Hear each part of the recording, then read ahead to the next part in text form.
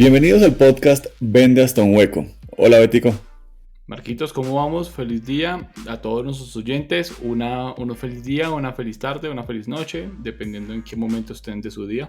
Betico, para el episodio 10 traemos un tema súper interesante. Me parece muy chévere, muy interesante y digno de discusión. Cuéntanos cuál es el tema. Hablemos sobre la experiencia de usuario en entornos digitales. Ok. Entendamos un poco cómo funciona, qué tengo que tener en cuenta, para qué me sirve y un poco el precio de no aplicarlo, de no tenerlo en cuenta. Muy buen tema. Hablemos de la experiencia y cómo ha tomado relevancia a lo largo de los años y cada vez más se empieza a volver un tema que no podemos evitar. O sea, finalmente, en la medida en la que tenemos servicios más especializados y productos más masivos, la experiencia de mi cliente tiene que ser tenida en cuenta y en la medida en la que aparece tecnología, pues mucho más. Así es. Este es un estudio que empezó hace un tiempo que se llama Megatendencias de Euromonitor. En este estudio se establecieron varias megatendencias en el mundo y que iban a dominar el mundo de los negocios de aquí hasta el 2030. En uno de esos temas está Experience More o mayores experiencias. Y mayores experiencias es uno de los más importantes aspectos que el mundo de los negocios debe empezar a tomar en cuenta en los próximos años, que de hecho ha tomado una gran relevancia en nuestros mercados en los últimos años, debido a que de todas esas tendencias que invitamos a las personas que las busquen y las vean, es la que no depende tanto de tecnología, sino depende de otros aspectos que son muy importantes. Hace unos años también salió un estudio de Salesforce que comentaba cómo las empresas preferían cambiar de proveedor a uno que les ofreciera mayores experiencias o mejores experiencias. Entonces empieza a tomar relevancia desde el contexto del negocio, no solo en entornos B2C, en donde tengo que llegar con una propuesta muy definida y muy amigable a mi consumidor final, sino también para B2B, en donde tengo que construir una experiencia de marca y de empresa que le lleve o que se transfiera, se transmita a la contraparte que me está comprando. Y eso pues nos empieza a poner dificultades en el camino o nuevos retos que asumir para poder mantenernos en el entorno competitivo. Así es. Betico, si te parece, entonces hablemos de cuál es la importancia, o sea, por qué funciona, qué es lo que sirve y qué tener en cuenta un poco de los temas relacionados a esto. Ok, entonces el primero es que sin importar que estemos hablando de entornos digitales o no, el mercadeo está centrado en el cliente. Entonces, el cliente para el mercadeo es lo más importante, conocer lo que está pasando, cómo está sintiendo. Entonces, cuando el mercadeo se centra en el cliente, quiere decir que todo termina siendo mercadeo y todos los aspectos que pueden interactuar con lo que yo le estoy ofreciendo, llámese un producto o servicio, cambian su percepción y pueden hacer que o me recomiendan o me dejen de comprar. Claro, además se empieza a volver uno de los diferenciales de la compañía. O sea, si yo logro hacer una experiencia de cliente, si entrego de una forma diferente mis servicios, mis productos a mi mercado, eso hará que las personas después extrañen la forma en la que yo lo hago. Por tanto, vuelven a mí a seguirlo recibiendo y se convierte en ese diferencial, en esa forma más rica de experiencia que me gusta recibir de una compañía. Claro, lo otro es que diferenciarse en precio es muy complejo. Las estrategias de precio barato, digamos que funcionan, porque obviamente no sobra ver todo el tiempo en las noticias, ver a Amazon, ver a Walmart, los cuales han tenido una penetración en el mercado bastante grande. Pero el más barato es solo uno. ¿Qué va a hacer el resto? ¿En qué se van a diferenciar? Y ahí es donde centrarse en la experiencia es una muy buena estrategia que ayuda a la diferenciación y ayuda a que el cliente valore lo que yo estoy ofreciendo con una oferta de valor muy interesante. Por otro lado, atraer clientes es difícil. O sea, conseguir un cliente nuevo es difícil y a veces costoso. Y si lo perdemos, recuperarlo podría ser incluso más difícil y más costoso, porque ya sabe por qué no le gusta hacer negocios con nosotros. Entonces, si esa experiencia que le entregamos en algún momento no fue tan rica en experiencia, de golpe estará interesado en probar otras compañías o otras soluciones que le entreguen esa experiencia que él estaba esperando y luego recuperarlo para que vuelva a probar nuestra solución, pues será más complejo, más difícil. Y por último está que no todo puede ser 100% digital. Todo lo que ustedes hagan en el mundo digital va a ser para ser consumido o en algún punto interactuado en el mundo offline. Por ejemplo, si ustedes compran algo en cualquier e-commerce es para consumirlo en el mundo offline. Si ustedes suben una foto a Instagram, a Facebook, es para que otra persona desde su celular pueda ver esa foto. Entonces no todo es 100% digital. Alguien puede decir, no, pero las criptomonedas, sí, claro. Criptomonedas es algo que pues está muy digitalizado, pero en este momento es para que tú puedas hacer algo, comprar algo en el mundo real. Entonces, no todo es 100% digital, también la parte offline es muy importante y eso ayuda a que la experiencia sea vista en todo sentido. No solo en el punto digital, sino también en lo otro, que es el mundo offline. Betico, entonces, ¿qué aspectos deberíamos tener en cuenta para construir una o crear o aportar una experiencia al cliente muy diferenciada y muy potente para diferenciarnos y posicionarnos con esa experiencia? En el mundo digital lo bueno es que todo se puede conocer, todo se puede medir y eso se llama conocer al cliente. El mundo digital permite que uno pueda conocer a su cliente y es un aspecto muy importante que debe tener cuando yo me enfoco en la experiencia, porque cuando yo conozco a mi cliente, empiezo a establecer qué cosas debo hacer. Por otro lado, Betico, entender el flujo o el proceso de compra o entender el uso de la aplicación o la plataforma o el dispositivo que estamos utilizando, que estamos entregando, me permite mapear cuál es, digamos, el recorrido que va a hacer mi cliente a lo largo de las diferentes operaciones que deba realizar. Eso lo llamaríamos Customer Journey o el viaje del cliente o la experiencia del cliente en su proceso. Y eso nos permite identificar en dónde mi cliente siente que es más fácil hacer una transacción o hacer una operación o realizar una compra, en dónde se le dificulta algo, en qué partes debemos apoyarlo con instructivos o dándole capacitación y en dónde de golpe lo hace muy naturalmente o la experiencia se parece al uso de otras plataformas y ya digamos que lo tiene más naturalizado. Entonces ese recorrido nos permite identificar en dónde pueden haber dolores y esos dolores les podemos entregar una solución si hiciera falta. Y cuando uno conoce ya ese Customer Journey o ese viaje del cliente, ya puede establecer los momentos de la verdad. Entonces, como les decía anteriormente y todo lo que hemos comentado, conocemos al cliente y sabemos que no todo es digital. Entonces sabemos en qué momentos es donde hay mayor afectación de nuestro cliente. Por ejemplo, en el mercado colombiano, el mayor porcentaje de problemas que tienen los clientes al momento de la experiencia de la compra digital está en la logística.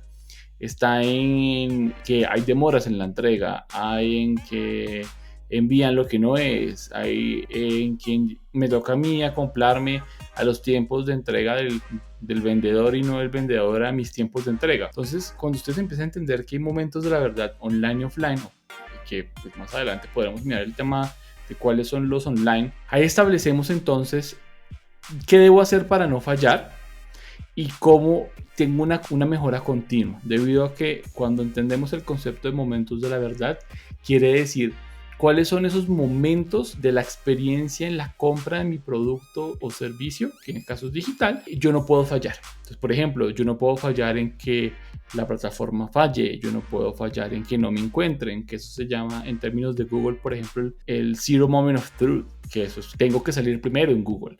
Entonces, ¿cuáles son esos momentos de la verdad que aporten la experiencia y hagan que sea enriquecida y muy importante? También tener muy en cuenta todo el tema de la usabilidad. ¿Y qué es usabilidad? Es hacer que sea muy fácil de utilizar un algo de cara a la persona que lo utiliza. Entonces, pensemos, por ejemplo, en una tienda online. En una tienda online, lo que tratarías es que las personas tengan la menor cantidad de clics antes de poder agregar un producto al carrito, por ejemplo. Entonces, si es una plataforma que tiene muchísimos productos y muchas categorías, ¿cómo le facilito la vida a mi cliente para que navegue entre ellas con la menor cantidad de clics para llegar a un producto determinado? O si es una transacción bancaria en una aplicación de un banco, por ejemplo, ¿cuál es la mínima cantidad de pantallas que debo utilizar o que debo presentarle a mi cliente para que finalice su transacción?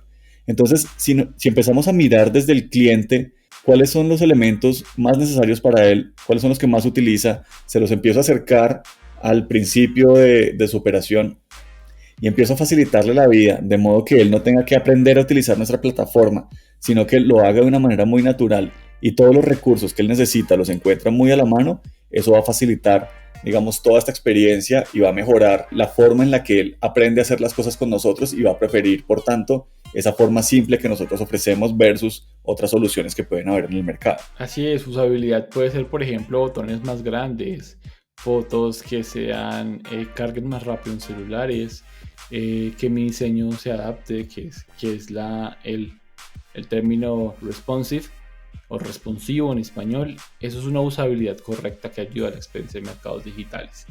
Pero en el fondo, si ustedes miran, este es el único que hemos hablado que es de tecnología. El resto no es tecnología. Entonces, ¿qué aspectos aportan la experiencia del cliente en entornos digitales? Pensar que no todo es digital. No todo es tecnología.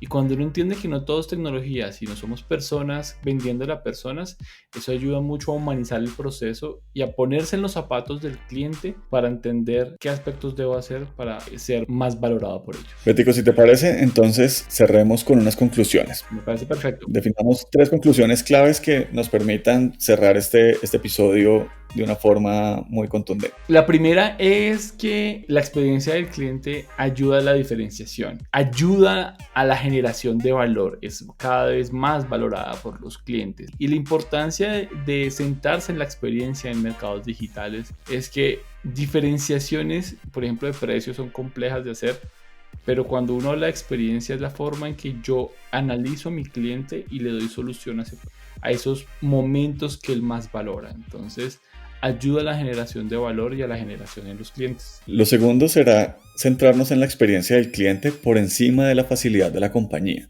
Entonces pensemos de nuevo en un comercio electrónico en donde digamos que a mí me gustaría que los clientes pagaran de contado y no tuvieran que hacer yo el proceso logístico, sino que ellos vinieran y recogieran de la bodega los productos y se los lleven empacados ellos mismos. ¿Sí? Eso me facilita a mí la vida un montón. Luego mi cliente no quiere hacer eso, mi cliente quiere dar clic, decir pagar y esperar a que le llegue todo empaquetado, listo y bonito para él poder, ejemplo, hacer un regalo. Cuando entendemos eso y decimos, es que la vida es más fácil si yo lo hago como yo quiero, pues empezamos a perder de vista a mi cliente y empezamos a perder de vista qué es lo que es importante para él. Por tanto, digamos que lo que a mí me resulta más fácil no necesariamente es lo más cómodo para mi cliente. Entonces, ofrecer, por ejemplo, soluciones diferentes para el mismo problema. Si mi cliente desea pagar poco, le puedo ofrecer un servicio de transporte por un lado. Si mi cliente, en cambio, desea recibir rápido, podría tener una solución que le permita, a un precio más elevado quizá, tener un mejor servicio de mensajería que le entregue quizá el mismo día. O si no le interesa ni lo uno ni lo otro, puede que esté interesado en pagar un servicio intermedio que se le demore un par de días o hasta una semana en entregar y él va a estar tranquilo con eso.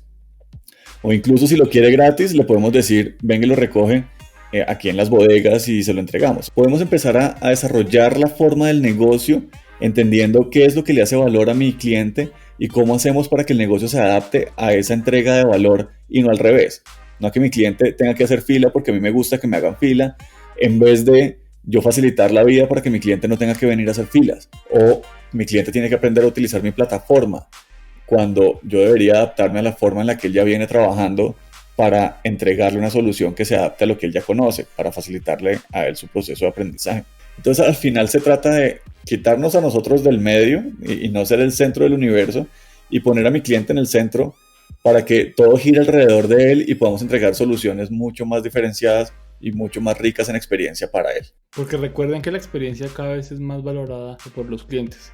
Cuando Marcos estaba diciendo el tema de no ponerme como el centro de toda la experiencia, me estaba acordando a una marca de muebles, que no voy a decirle el nombre, que puso en su página web que entregaban en la puerta del edificio. O sea, yo quisiera ver uno cómo va a subir un comedor de 8 puestos, una señora de 70 años por las escaleras, sin la ayuda de la empresa. O por ejemplo, que productos que son costosos me cobren a mí el envío. O sea, ¿por qué no asumes ese envío desde el precio del producto? Cuando estamos hablando de productos que cuestan más de $1,000, pues debería asumir el mismo fabricante el costo. Digamos que porcentualmente no es mucho, pero lo hace sentir a uno que están poniéndose en el lado de nosotros. Entonces recuerden que por qué nos debemos sentar en la experiencia en entornos digitales, y es porque cada vez es más valorada por los clientes, porque el más barato es solo uno. El resto no somos los más baratos. Nos toca diferenciarnos por algo. Y algo puede ser la experiencia. Muy bien, Betico. Pues con eso cerramos entonces este episodio y agradecemos a todos por habernos escuchado. Marquitos, pero nos falta la ñapa.